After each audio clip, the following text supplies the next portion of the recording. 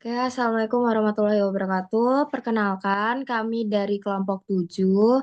Kami di sini akan mempresentasikan tugas besar kami dengan judul Potensi Besar Eksplorasi Nikel di Maluku Utara. Jadi, untuk kami ada berlima. Yang pertama ada Lian Rizwan 164369. Setelah itu ada David Grace. Foil Gultom itu 16424071. Rena Patisius Hiram Sihombing itu 16424391. Ada Yoga Putra Buana itu 16424068 dan saya sendiri Salsabila Febrianti dengan NIM 16424157.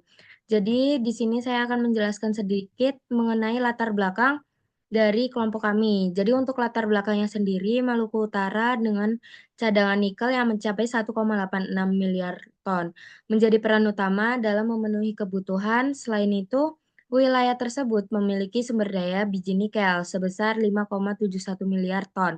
Hal ini ditegaskan oleh Menteri ESDM Bahlil Lahadalia yang menyebutkan bahwa cadangan nikel di Indonesia memiliki potensi yang besar untuk mendukung kebutuhan dunia, khususnya dalam transisi menuju energi besi. Pemerintahan Indonesia mempunyai program hilirisasi dan menjadikan Maluku Utara sebagai pusat industri tersebut. Program tersebut bertujuan untuk meningkatkan nilai tambah mineral dengan mengolahnya menjadi bahan baku baterai. Setelah itu akan dilanjutkan oleh Rizwan. Baik, kita lanjutkan mengenai tujuan yang pertama, menganalisis potensi strategis nikel Indonesia, khususnya di Maluku Utara. Yang kedua, mengidentifikasi dampak program hilirisasi terhadap perekonomian Maluku Utara. Yang ketiga, mengevaluasi peran hilirisasi dalam meningkatkan nilai tambah produk nikel. Dan yang terakhir, menyusun rekomendasi pengelolaan sumber daya nikel yang berkelanjutan. Baik, ke slide berikutnya. Nah, selanjutnya mengenai produksi dan aplikasi produk. Yang pertama, aplikasi. Produksi merupakan bagian utama dari rantai kegiatan industri yang bertujuan mengubah bahan mentah menjadi produk bernilai tinggi yang bermanfaat bagi berbagai sektor. Selanjutnya, dalam industri pertambangan, produksi menjadi tahapan penting setelah eksplorasi dan evaluasi sumber daya alam. Dan selanjutnya pada aplikasi produk, nikel merupakan komponen utama dalam pembuatan baja tangan karat atau stainless steel yang banyak digunakan di sektor konstruksi, otomotif, dan manufaktur, alat-alat rumah tangga. Selain itu, nikel juga menjadi bahan baku penting dalam industri baterai, terutama baterai lithium ion yang digunakan pada kendaraan listrik atau electric vehicle.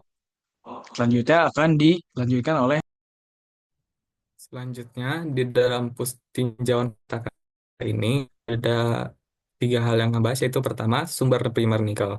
Di dalam karena di Maluku Utara itu terdapat cadangan nikel yang sangat signifikan, wilayah ini berpotensi menjadi eh, pusat industri nikel global dan mengikuti arahan perencanaan dari pemerintah yang mendukung hilirisasi dan investasi besar-besaran. Yang kedua, sumber primer logam atau biji. Sumber primer logam atau biji adalah material alami yang berada dalam kerak bumi yang mengandung mineral dengan konsentrasi logam yang memiliki nilai ekonomis tinggi sehingga layak untuk dikembangkan. Yang ketiga adalah contoh pabrik. Contoh pabrik yang ada di Indonesia yaitu adalah PT Antam atau Aneka Tambang. Yang ini merupakan contoh pabrik logam dan biji yang memiliki peran strategis di Indonesia. PT Antam memproduksi nikel sebagai salah satu paten yang didirikan oleh Paten Elok Geolokin Tegal Listrik di daerah Pemalat di Sulawesi Tenggara dan pola industri baterai dan stainless steel. Aksi ini memiliki fasilitas dua super skimmer yaitu pabrik pemurni nikel. Selanjutnya yaitu potensi. Potensi di Maluku Utara diketahui dengan jumlah sebesar sumber daya sebesar 38 juta 38 juta 77.361 ton dan cadangan sebesar 16 juta 4.731 ton yang tersebar di 79 lokasi menjadikan Maluku Utara menjadi wilayah dengan cadangan nikel terbesar kedua di Indonesia. Pada tahun 2023, produk pertambangan komoditas nikel yang dihasilkan oleh perusahaan tambang di Maluku Utara mencapai sebesar 39.942.641 WMT. Jumlah tersebut tersebar pada 3 kabupaten yang ada di Provinsi Maluku Utara, yaitu Halmahera Tengah dengan total produksi eh dengan total produksi terbesar sebesar 14.672.14 ton WMT, diikuti Halmahera Selatan dan Halmahera Timur dengan masing-masing total produksi 13.991.607 ton WMT dan 11.978.806 ton WMT. Nikel yang dapat ditemukan di Maluku Utara tersebut juga merupakan jenis laterit selanjutnya.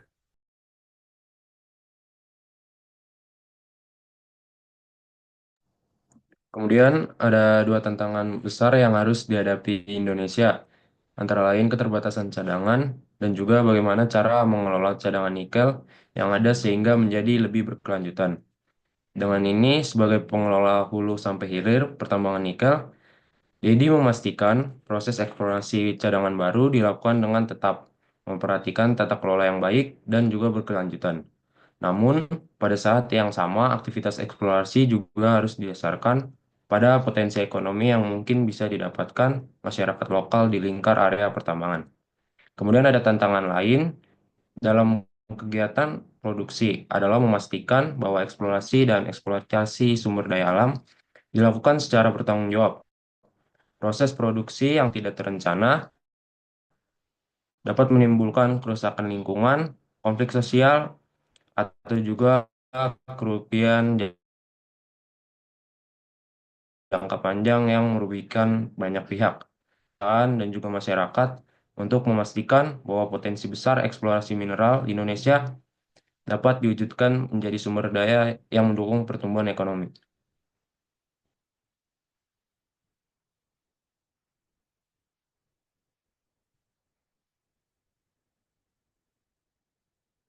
Selanjutnya ada 3 peran teknik geofisika. Yang pertama mempelajari sifat bumi, yaitu teknik geofisika mempelajari aspek-aspek fisik dan dinamik bumi seperti sifat, batuan, kerak magnet, dan juga konduktivitas panas. Yang kedua ada mengukur dan memproses data. Teknik geofisika menggunakan teknologi canggih untuk melakukan pengukuran dan memproses data mengenai gejala-gejala alam. Yang terakhir ada menerjemahkan pesan alam.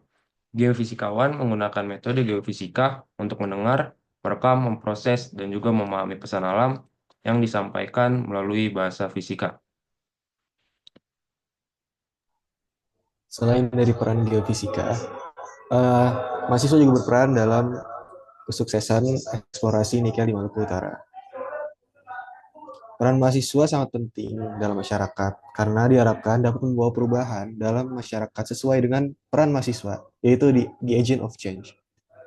Mahasiswa dapat ikut serta dalam berbagai aktivitas mengenai pertambangan, seperti magang di perusahaan dan berfokus di bidang eksplorasi dan eksploitasi nikel, atau mengikuti kuliah umum yang diberikan oleh beberapa perusahaan untuk mendapatkan pengetahuan yang dapat digunakan dalam lapangan kerja.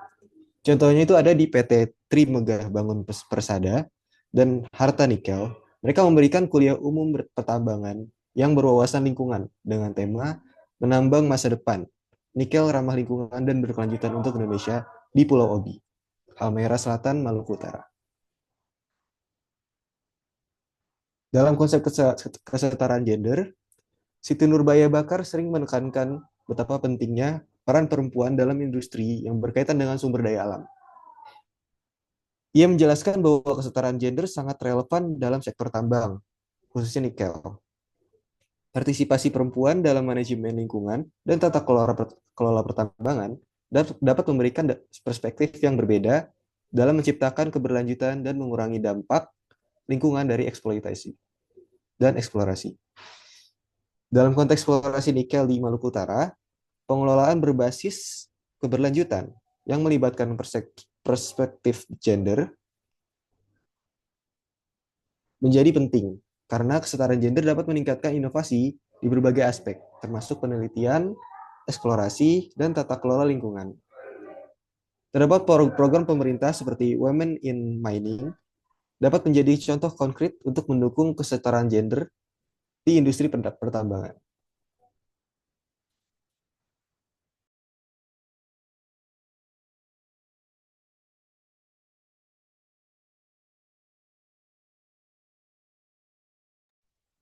Selanjutnya, ringkasan singkat akan dibacakan oleh Ridwan. Baik, selanjutnya mengenai ringkasan singkat, Maluku Utara merupakan salah satu daerah di Indonesia dengan potensi akan nikel yang sangat besar dan dapat dieksplorasi. Nikel-nikel tersebut kemudian dapat dieksplorasi agar dapat meningkatkan perekonomian di Indonesia, tentunya dari berbagai sektor seperti tenaga kerja, ekspor, dan impor. Sudah ada penelitian yang menunjukkan bahwa besarnya potensi tambang nikel di Maluku Utara dapat memenuhi kebutuhan baterai untuk 73 tahun ke depan. Hal ini sangat menguntungkan Indonesia, terlebih ketika banyak potensi lain yang bisa diambil, seperti banyaknya lapangan kerja yang terbuka, mahasiswa yang dapat magang di perusahaan, laki-laki maupun perempuan ikut serta dalam tahap eksplorasi dan eksploitasi.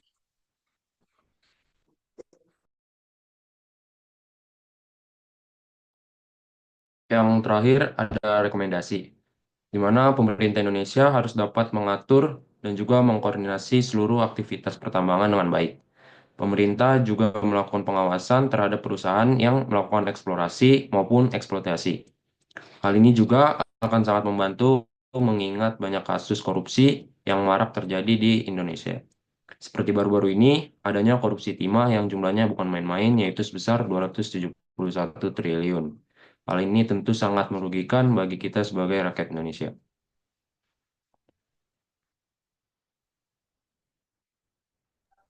Sebagai penutup, kami memiliki harapan untuk dunia pertambangan di Indonesia. Harapannya semoga Indonesia dapat memaksimalkan potensi besar eksplorasi nikel khususnya di Maluku Utara untuk mensukseskan program hilirisasi. Sekian dari kelompok kami. Jika ada kekurangan dan lain sebagainya, mohon maaf. Terima kasih.